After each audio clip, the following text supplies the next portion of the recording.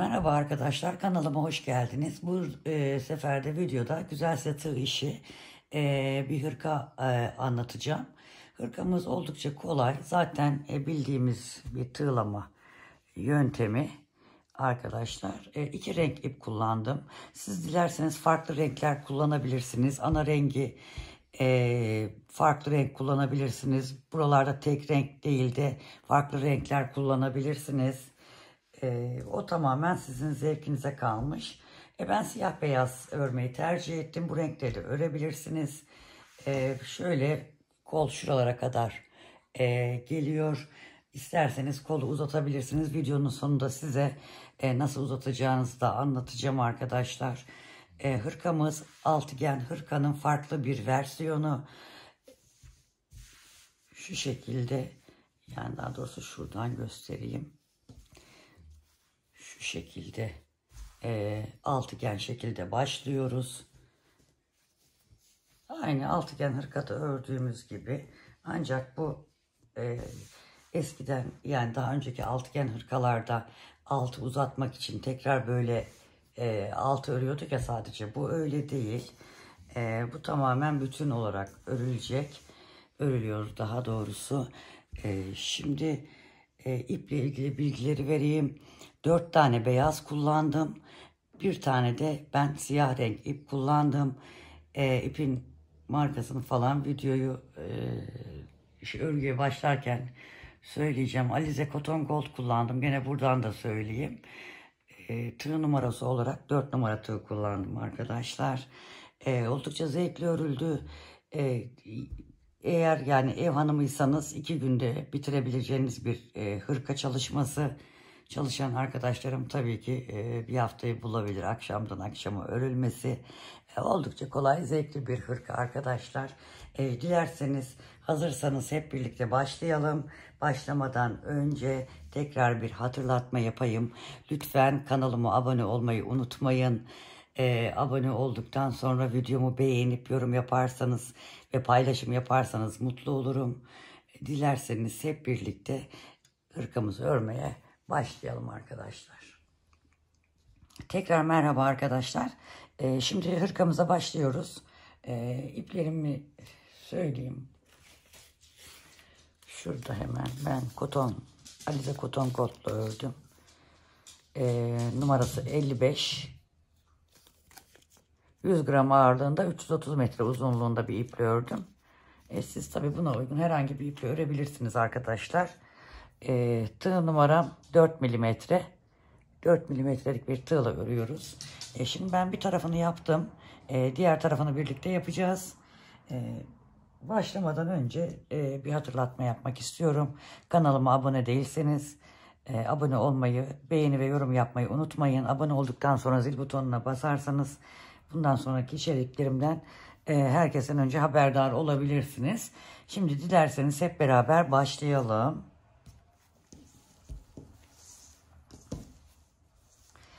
Bakın, hırkamıza şuradan başlayacağız sevgili arkadaşlar. İpimizi alalım.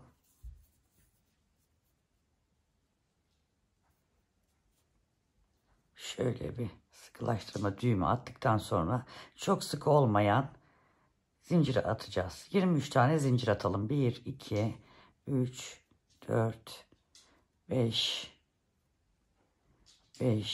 6, 7, 8, 9, 10, 11, 12, 13, 14, 15, 16, 17, 18, 19, 20, 21, 22, 23 tane zincirimizi atıyoruz.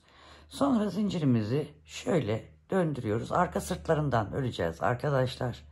Şurada ilk sırta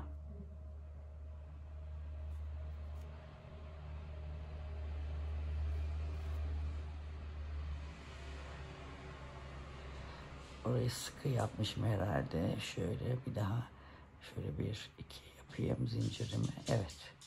Şimdi buraya ilk sırta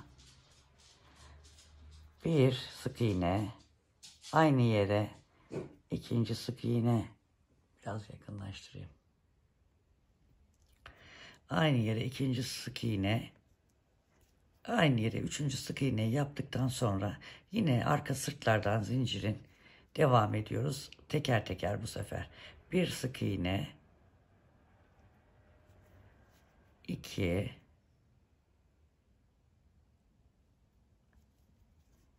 3, 4, 5, 6, 7, 8,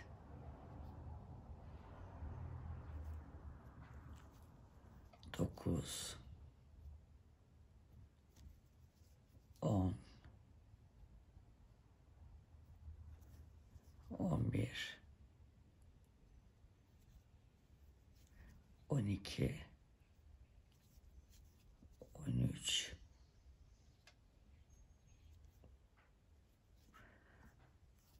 14,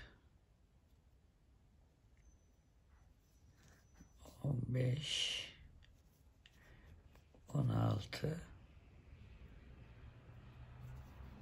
17, 18, 19 ve 20 tane sık iğne yapıyoruz arkadaşlar. Sonra zinciri hafif şöyle döndürüp sondaki zincire yine aynı yere 1, aynı yere 2, aynı yere 3 tane sık iğne yapıyoruz ve dönüyoruz. Burada demin yaptığımız sık iğnelerin altına batacağız. Şurada birinci. Bu arada şu ipi de yediriyoruz. İlk başlangıç ipimiz bu. Araya alıyoruz. 1, 2, 3, 4, 5,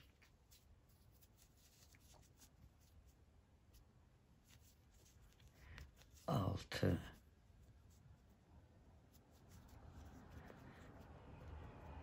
7,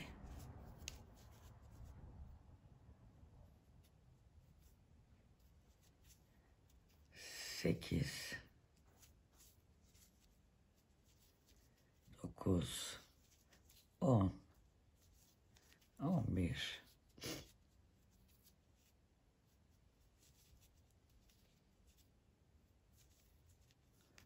12, 13, 14,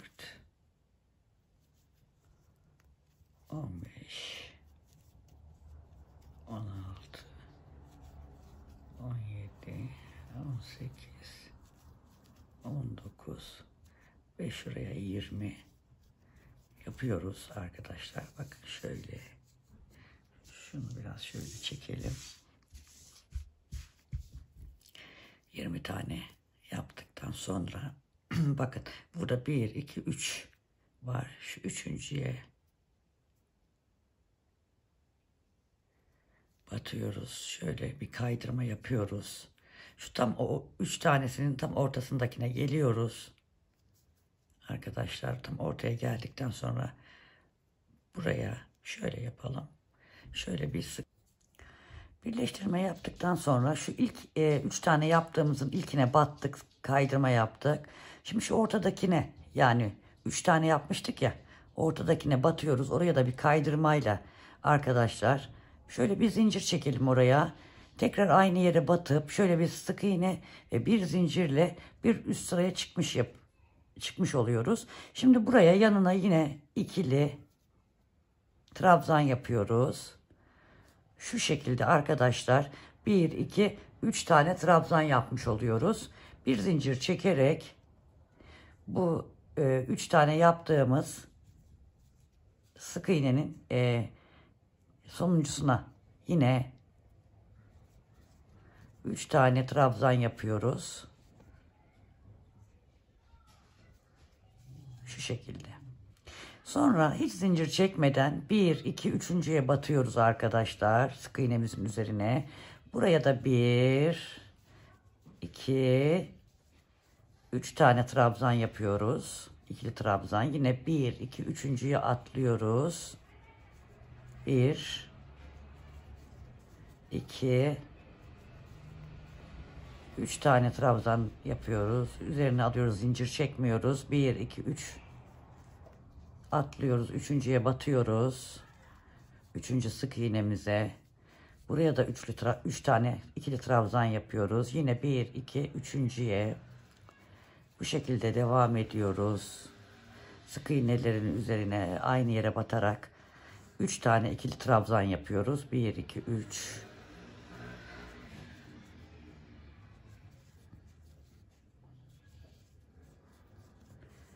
Bir, iki, üç.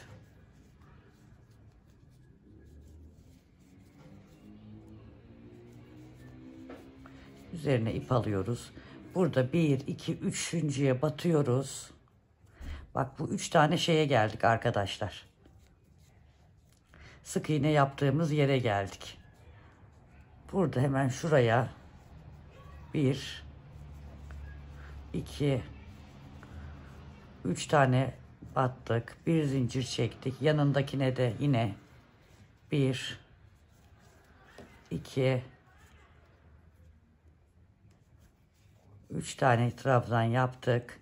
Bir zincir çektim. Hemen yanındakine yine 1, 2, 3 tane trabzan yaptım. Bu köşelerdekilerin arasına birer zincir çektim. Üzerine alıyorum. 1, 2, 3. trabzana batıyorum.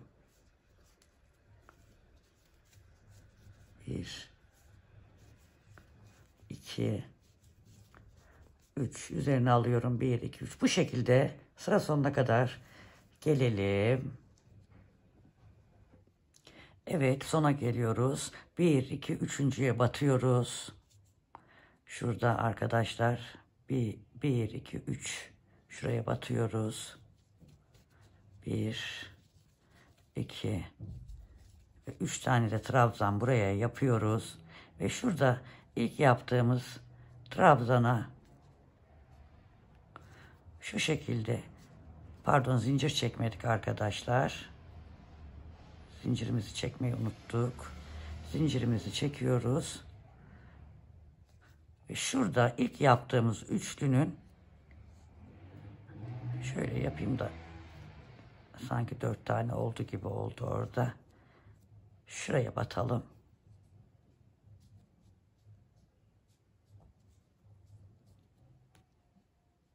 Evet. Şu şekilde şunu şöyle bir çekeyim daha net gözüksün. Şu şekilde yaptık. Şimdi burada arkadaşlar hemen şuraya batıyorum. Şu boşluğa battım, bir zincir çektiğimiz yere, yani birleştirdiğimiz yere. Buraya 2 tane zincir çekiyorum. Buraya değil, şuraya 1, 2, 3 tane sık iğne trabzan yapıyorum. Bir zincir çekiyorum. Buraya geliyorum. Pardon, yanlış yaptım arkadaşlar. Buraya 3 tane trabzan yaptım arkadaşlar. Aynı yere batacağım. 1, 2, 3. 3 tane trabzan yaptım. Yani aynı yere 3, 6 tane trabzan, ortalarında bir zincir. Hemen buraya atlıyorum zincirsiz. Arada zincir çekmiyorum. 3 trabzan, zincir çekmiyorum. Bu defa şu boşluklara batıyoruz. Bu sırada zincir çekmiyorum. Buraya geliyorum. Zincir çekmiyorum. Boşluklara batarak 3'er tane boşluklara trabzan yapıyoruz. Hızlı gidiyorum çünkü trabzan diye söylüyorum zaten. Değişik bir şey yok.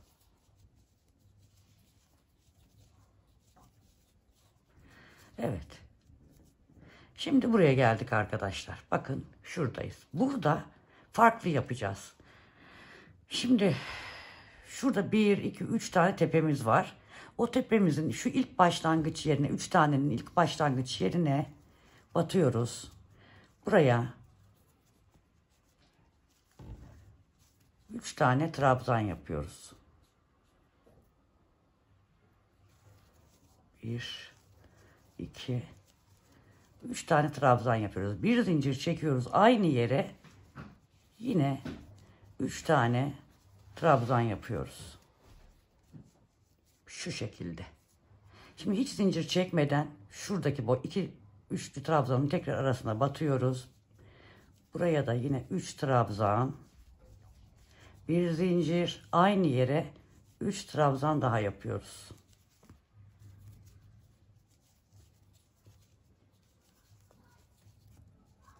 Evet. Bakın şu şekilde. Şimdi yine arada zincir çekmeden bu defa yine şu 2 tane üçlü trabzanın arasına batıyorum.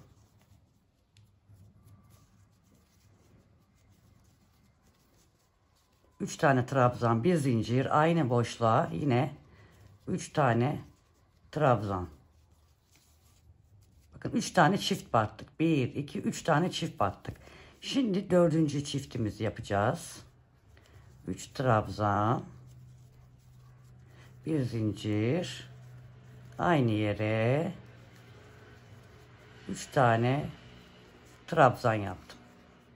Zincir çekmeden şimdi artık boşluklara tek olarak yani 3'er tane trabzan yapıyorum. Aralarda zincir yok. Sadece boşluklara. Burası zaten kurulum yerimiz. Bundan sonra olduğu gibi büyüteceğiz. Farklı bir şey yapmayacağız.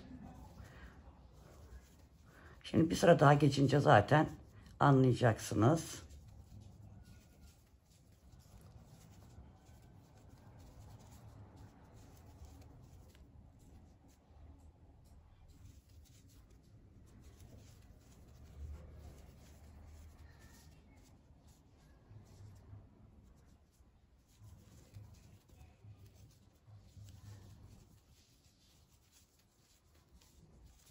Şimdi burası bizim başladığımız yerde. Bakın şuraya, şu boşluğa 2 tane yapmıştık. Şimdi şu boşluğa da 2 tane yapacağız. Bir tanesi zaten ilk sık iğnemiz, yukarıya çıktığımız zincirdi. Buraya 1, 2, 3 ve bir zincir. Tekrar aynı yere 1, 2 yapıyoruz. Şöyle bakın iki tane yaptım. Şu üçüncü ilk başladığımız zincir yaptığımız yer var ya arkadaşlar. O da üçüncü trabzanımız yerine geçecek. Şöyle bir zincir çekeyim görelim diye. Bakın. Bu köşeye arkadaşlar 2 tane boşluklara çift battık. 2 tane çift battık bu boşluklara. Buradaki boşluklara da arkadaşlar 1, 2, 3, 4 tane yere çift olarak üçlü trabzanları oluşturduk. Yani şunu göstereyim size.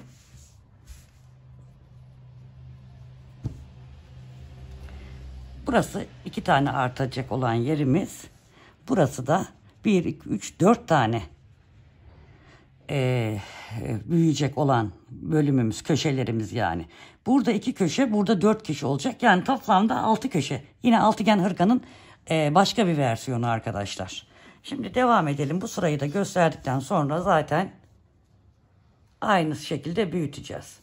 Şimdi arkadaşlar buraya geldik. Şimdi burada yine şöyle bir sık iğne yapalım. Bir zincirle bir trabzan yapmış olalım.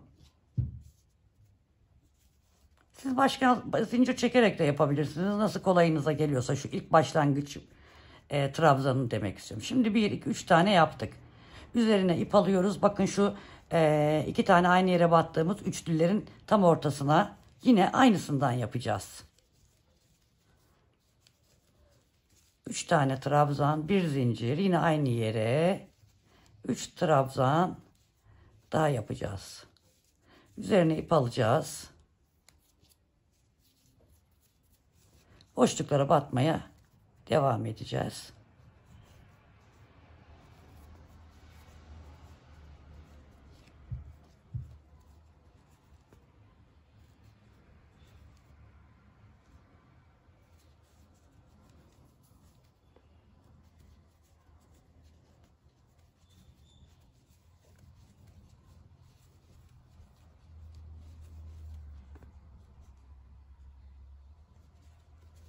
Şu köşeye kadar gelelim. Evet, yaptık, geldik. Şimdi bakın burada 4 tane çiftli battığımız yer var. Oraya geldik. Şimdi çiftlilerin içine hep çift batacağız. Yani çift derken 3 tane çifti, 3 tane trabzanı 2 kere yapacağız. Aralarına bir zincir çekerek.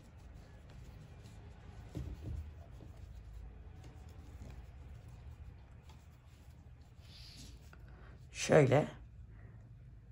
Bunun üzerine gene aynısını. Bu şekilde sıramız boyunca ilerleyecek. Yeleğimiz boyunca arkadaşlar. Şimdi üzerine ip alıyorum. Zincir çekmiyorum. Bakın şu ikili battığım yerle şu ikili battığım yerin arasına 3 tane trabzan yapıyorum. Zincir çekmeden bu çiftimizin içine batıyorum. Köşemizin daha doğrusu. Onlar bizim köşemiz. Köşelerimiz devamlı aynı şekilde olacak. 3 trabzan, 1 zincir, 3 trabzan. Bunlar bizim köşelerimiz. 6 tane köşemiz var. 6 köşeye aynı işlemi yapacağız. 2 3. Bakın ikisinin arasına sadece 3 tane trabzan. Zincirleri sadece köşelerimizin içine yapacağız arkadaşlar. İpim karıştı. Diğer yerlerde aralarda trabzan yok. Sadece köşelerde yaptığımız 3 trabzan yaptığımız zaman şöyle bir zincir çekiyoruz. Aynı yere batıyoruz. Orada zincir çekiyoruz. Üzerine ip alıyorum. Zincir çekmiyorum. Bakın şu boşluğa batıyorum.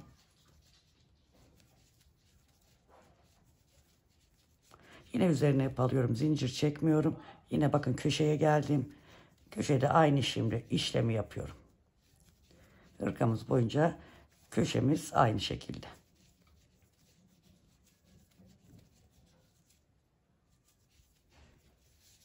Evet, şimdi sadece tekli yerlere geldik. Buralarda aralarda zincir çekmeden 3 tane trabzan yapıyoruz. Hızlı ördüğümü düşünenler videonun çalma hızını düşürebilirler.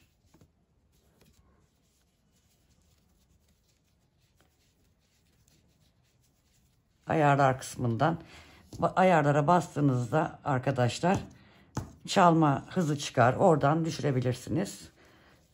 Veya yavaş diyorsanız hızlandırabilirsiniz.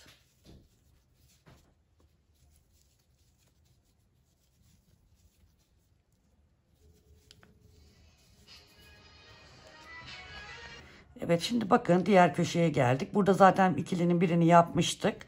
Burası bizim başlangıç yerimiz. Yani sıramızı başlattığımız yer. Yine bir köşeye geldik. Köşe yine aynı. 3 trabzan. Arada bir zincir. 3 trabzan. Evet. Şimdi hiç zincir çekmeden şu üçüncüye batarak buralarda tek tel almamaya çalışın. Uzamasın. Şöyle sık iğne ile birleştirdim arkadaşlar. Şimdi şuraya batıyorum. 1 2 zincir çekiyorum. Üzerine alıyorum. Şu ortaya batıyorum. Aynı şekilde sıramı yapmaya devam ediyorum. Bakın yine köşeye geldim. Köşe. Bir zincir. Yine 3 trabzan. Evet. Şöyle bir göstereceğim hemen. Bakın arkadaşlar. Şimdi bunu yine buradan devam edeceğiz. Köşelere geldim mi? köşe aynısını yapacağız. Aralarda hep şu aralara da üçlü trabzan yaparak şu şekilde göstereyim.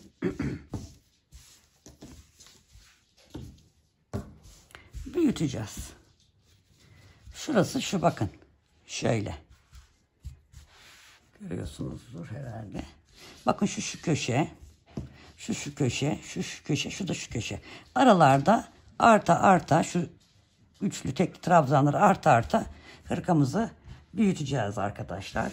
Bu şekilde devam edin. Sonrasında ben 1, 2, 3, 4, 5, 6, 7 tane beyaz ördükten sonra bir sıra siyah geçtim. Bir sıra beyaz, bir sıra siyah geçtim arkadaşlar.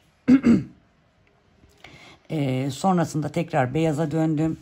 Beyazdan da sevgili arkadaşlar 1, 2, 3, 4, 5, 6, 7, 8, 9, 10, 11, 12 sırada beyaz ördüm. Bu şekilde örmeye devam edelim. Sonra şu kısmı ayrıca anlatacağım. Ben aralarda tekrar bu siyaha geçerken göstereceğim size. Veya şu üst sıralarda müsait olduğum yerde aynı sayı. Şuradaki bu siyaha geçmemiz işlemi farklı yapmamız anlamında değil. Aynı yapıyoruz. Sadece rengimiz değişecek arkadaşlar. Şöyle örelim. Şu şekilde.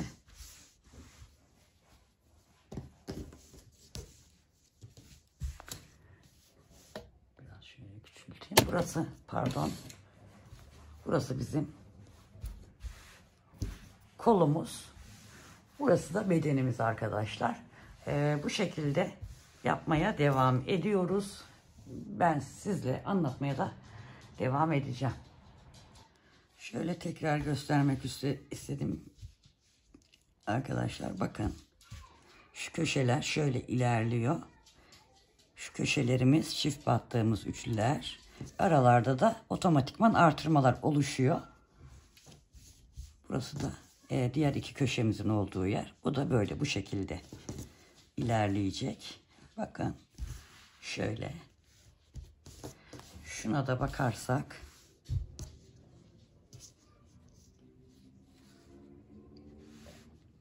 şu şekilde ilerliyor arkadaşlar.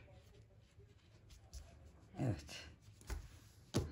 1, 2, 3, 4, 5 sıra beyaz yapmışım. Şimdi 2 sıra daha yapacağım. Baştan siyahla bir siyah, bir beyaz, bir siyah olarak devam edeceğiz. Sonra sadece beyaz olarak devam edeceğiz. Bu şekilde tekrar bir göstereyim istedim. Oldukça altıgen hırkanın farklı versiyonu. Evet arkadaşlar, şu bizim yaptığımız, bakın beyaz yerini tamamladım. Göstermiştim zaten. Aynı şekilde büyüttük. Burada 2 sıra siyah geçtim. Siyahtan sonra beyazları 1, 2, 3, 4, 5, 6, 7, 8, 9, 10, 11, 12 sıra ördüm. Şu şeyi göstereceğim. Şurası başlangıç yerimde. Arkadaşlar burada ipi koparttım. Onu göstermek istedim. Şimdi şöyle bir katlayalım, bir görelim. Şimdi bu diğer bitirmiş olduğumuz taraf. Burası da henüz şu siyah beyaz kenarlarını yapmadığımız parçamız bu. Şimdi burada arkadaşlar artık burayı, yani omuza gelecek kısmı ve şurada kola gelecek kısmı artık örmeyeceğiz.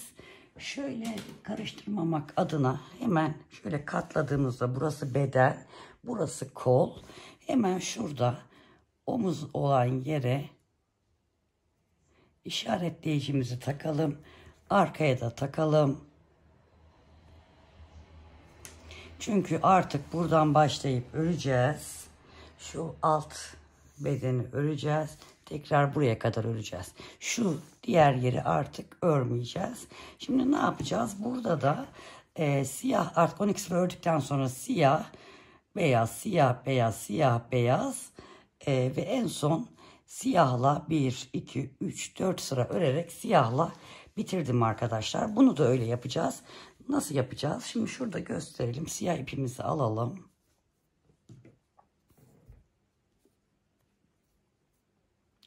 Bir düğüm attıktan sonra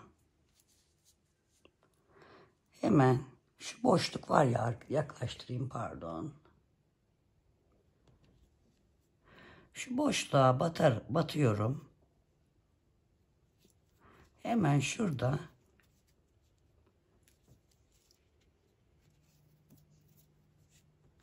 zincir çekiyorum. Üzerine doluyorum ve şu boşluğa batıyorum. Şöyle bir bakalım başladığımız yere. Ha yok, pardon, şöyle yapacağız. İlk önce ben zincirli olarak diye düşünmüştüm ama şimdi şurada şu birinci trabzanımız, şu ikinci trabzanımız, şurada üçüncü trabzanımız. Trabzanla başladık. Şurasının çünkü düz gelmesini istiyoruz. Üzerine ip alıyoruz. Yine aynı şekilde modelde olduğu gibi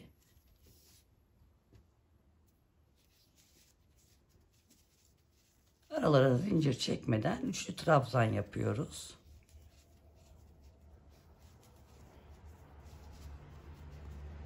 Nereye kadar yapacağız? Hemen gösteriyorum.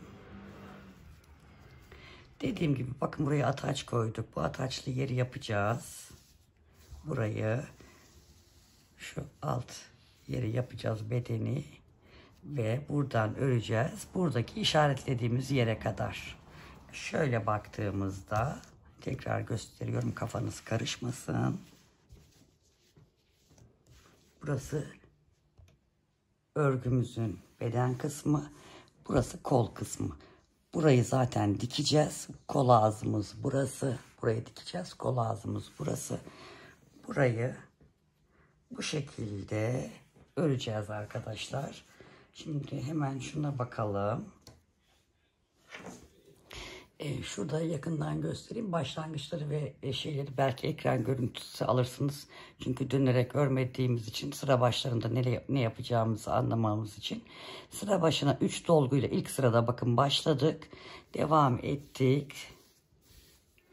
Siyahın sonunda yine 3 dolguyla bitirdik. Döndürdük. Burada beyazı takacağız tersinde.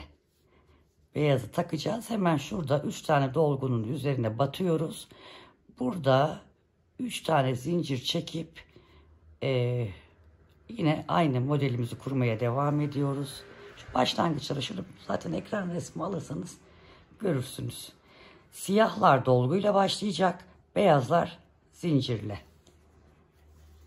Dediğimi şey yapın. Siyahlar dolguyla başlayacak. Beyazlar zincirle bitecek. Biterken de başlarken de zincirle bitip başlayacak. Siyahlar da dolguyla başlayıp dolguyla bitecek arkadaşlar. Bu şekilde yani örgümüzün ön yüzünde siyahlar düz olacak. Beyazla ördüğümüz kısım örgümüzün tersinde olacak.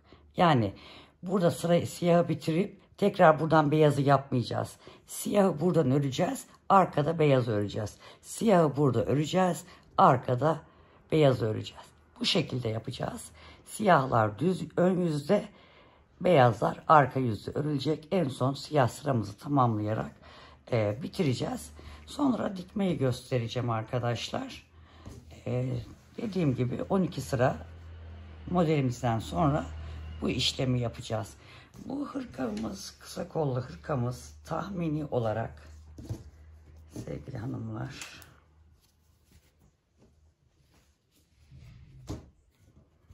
şu şekilde bakalım.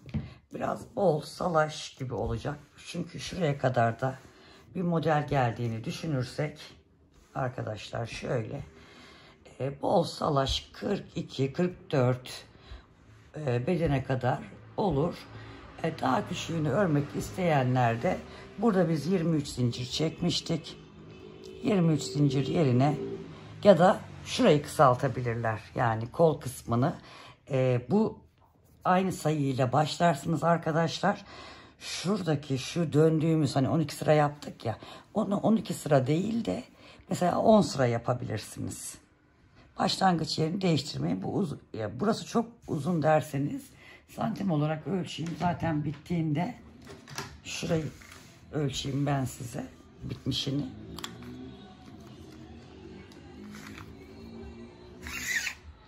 Kol altından aşağıya kadar 40 santim arkadaşlar. Yukarıdan bedenden 60 santim diyebiliriz. 60 santim. Yani bu bana çok uzun oluyor diyorsanız ve daha küçük bedenini örmek istiyorsanız dediğim gibi şurada 10 sıra yapmazsınız da 12 sıra yaparsınız. O şekilde küçültebilirsiniz. O zaman dolayısıyla burada 10 sıra olmuş olacak. Burası da kısalmış olacak. Şu kolda mesela bu kadar geniş olmayabilir 10 sıra yaptığınız zaman da. O da şöyle bir görüntü olabilir. 10 sıra yaptığınız zaman her taraftan, yani mesela bu 12 sıra ya, 10 sıra yapacaksınız. Ondan sonra bu modeli uygulayabilirsiniz. Bu model de size kalın gelebilirse, mesela biz burada 4 sıra siyah modeli uyguladık. 3 sıra uygulayabilirsiniz. O tamamen size kalmış bir şey. Şimdi bunu ben tamamlayayım. Sonra birleştireceğiz. Şu omuzları da dikeceğiz. Arkaya dikeceğiz. Birlikte devam edeceğiz. Evet arkadaşlar, şimdi gördüğünüz gibi iki tarafı da bitirdik. Şimdi birleştirme yapacağız. Nasıl yapacağız? Bu hırkamızın ikisi de ön yüzü. Şöyle şu arka bedeni birleştireceğiz. Ön açık olacak biliyorsunuz. Arka bedeni birleştireceğiz. Arka bedenden sonra da bu kolları birleştireceğiz. Bu kolları nasıl birleştireceğiz? Şuradaki ördüğümüz model var ya arkadaşlar. Şunun dibinden, yani şu arkadaki modelden şurası da birleştiği zaman şurası ense kısmı olacak. Burası birleştiği zaman şurası da, yani şu 12 sıra örmüştük ya arkadaşlar, şuna geçmeden önce şu iki tarafı buradan itibaren birleştireceğiz. Diğer tarafı da yine aynı şekilde bu taraftan itibaren birleştireceğiz. Birleştirmeler aynı teknikle yapılacak. Kollarda sadece buraları dikeceğiz. Bedende de sadece bu arka tarafı dikeceğiz. Onun için de şöyle her iki tarafında arka yüzü, yani içten birleştirme yapacağız. Yine tığımızı alıyoruz. Şöyle ben biraz yaklaştırarak yapayım, görün. Kollarda aynı teknikle beyazla birleştireceğiz arkadaşlar.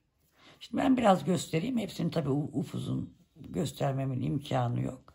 Şimdi şurada zaten battaniye yapanlar da bilir. Şimdi buradan alıyorum. Eşit gitmemiz lazım. Buradan alıyorum. Şu ipi de arada yürüteceğim. Sık iğne yapıyorum. İki kanadını birden alıyoruz arkadaşlar. Karşı taraftan da alıyoruz. Şöyle birleştiriyoruz. Buradan alıyoruz. Diğer yerden alıyoruz. Şöyle sık iğne yapıyor. Çok sık olmayacak şekilde arkadaşlar. Şimdi yine devam ediyoruz. Bakın zaten 3'er tane trabzanlarımız var ya. Onları karşılıklı olarak bu şekilde sık iğne ile birleştireceğiz.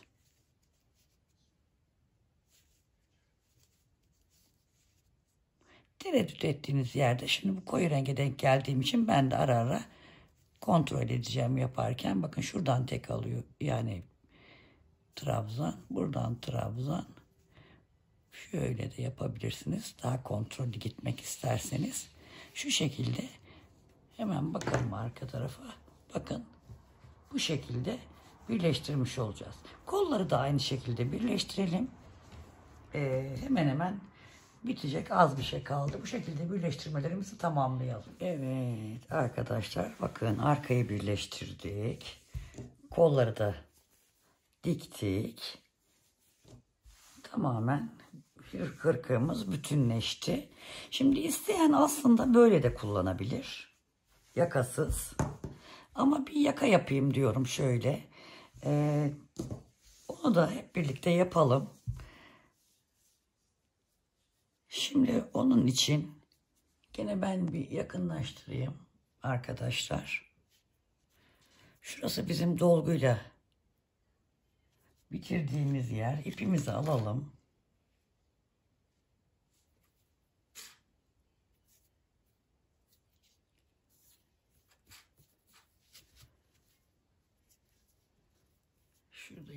düğüm atalım. Şu şekilde şuraya batalım. Şu ipimizi de şöyle saklayarak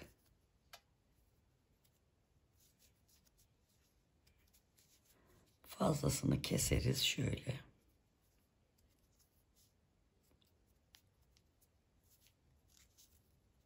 Uzun bırakmışım. Yani yanımda makas var. Keseyim onu biraz.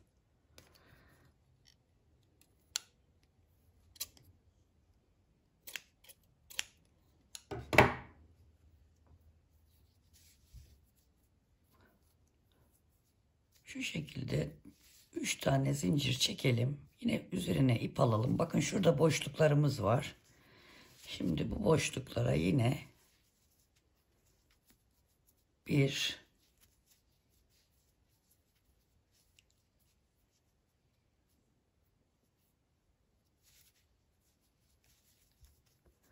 2 ve 3 tane yine modelimizi uyguluyoruz. Trabzan yapalım. Üzerine alalım. Şimdi yine şu boşluğa 3 tane trabzan yapalım. Boşluklara.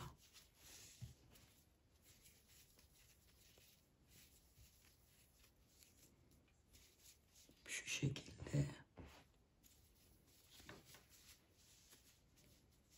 Şimdi buradan şuraya geçersek çok kapatırız yakayı. Onun için şuraya yine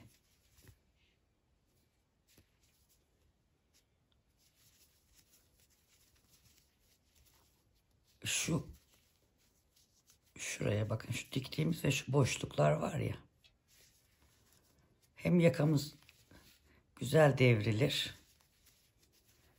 Buraya da 3 tane yaptım. Bakın şuraya da 3 tane.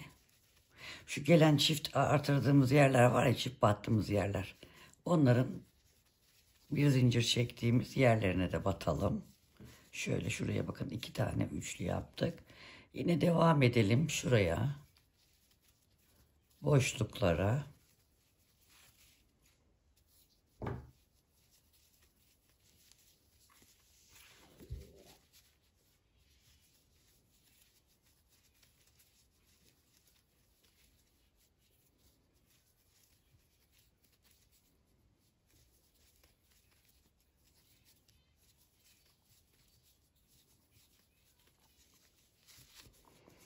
Şimdi şuraya geldik. Şuraya da 2 tane yapalım. Şu birleştirdiğimiz yer arkadaşlar burası.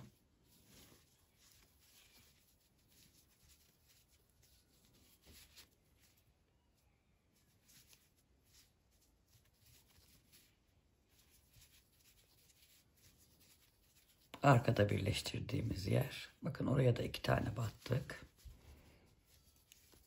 Devam ediyoruz.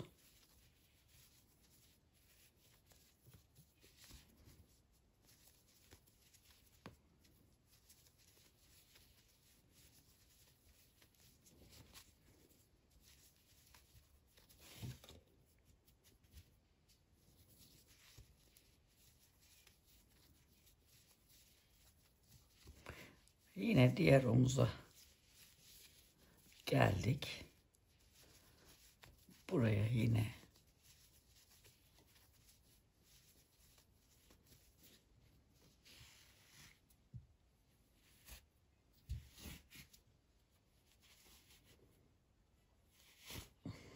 ipim sıkıştı.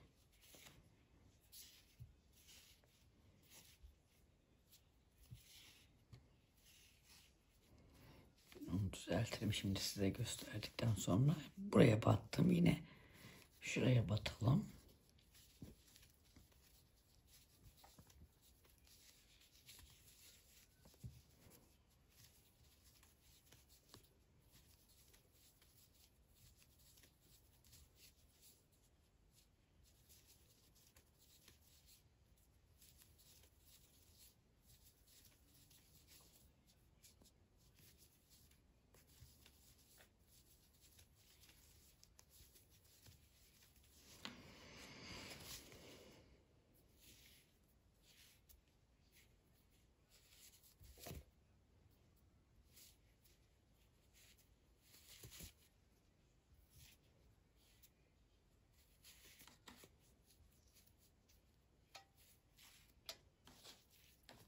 Şimdi şuraya geldik, köşeye geldik. Yine buraya, şuraya bir tane trabzan yapıyorum.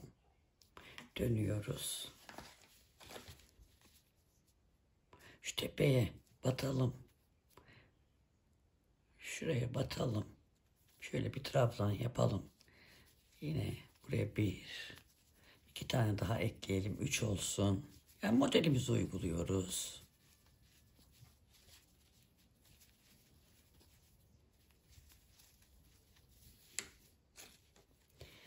İp izin vermiyor, göstereceğim de.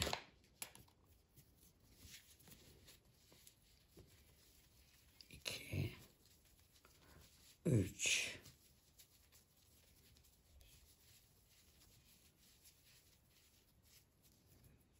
Bakın bu şekilde aynı modeli buraya da yapıyoruz. Şu araya, aralara yani. 3 trabzanların arasına yine 3'er tane aynı hırkayı ördüğümüz şekildeki modelimizi uyguluyoruz. Bu şekilde arkadaşlar gidip gelerek biraz örelim. Ben bittiğini göstereceğim. Evet arkadaşlar, yakayı da 7 sıra ördüm. 1, 2, 3, 4, 5, 6, 7 sıra ördüm. Yakamız da bu şekilde oldu. Şu şekilde. Zaten üzerimde de resimlerini çekeceğim, görürsünüz. Şu şekilde yakamız tamamlandı arkadaşlar. Hani isteyenler buraya da şöyle bir sıra diğer renkten de geçebilir. Böyle de kullanabilirsiniz. Hırkamız bitti. Oldukça da güzel oldu. Ben ölçülerini vereceğim size. Şuradan eni 60 santim arkadaşlar. Şöyle bakalım.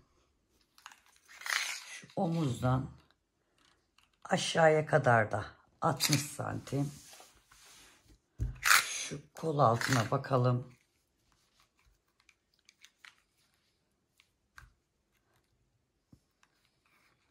Kol altı da 25 santim arkadaşlar. Şuradan yakadan uzunluğuna bakarsak burası da 41 santim oldu. Oldukça güzel bir hırkamız. Hırka çalışmamız oldu. Şöyle biraz daha, ancak bu kadar küçülüyor arkadaşlar ekranımız. Dediğim gibi yakasız da yapabilirsiniz. Dediğim gibi kolu da bir renk daha geçebilirsiniz, siyah, ama böyle de güzel oldu. Yapacak arkadaşlara kolay gelsin diyorum. Kanalıma abone olmayı unutmayın. Bir sonraki videoda görüşmek üzere. Sevgiyle kalın. Hoşça kalın arkadaşlar.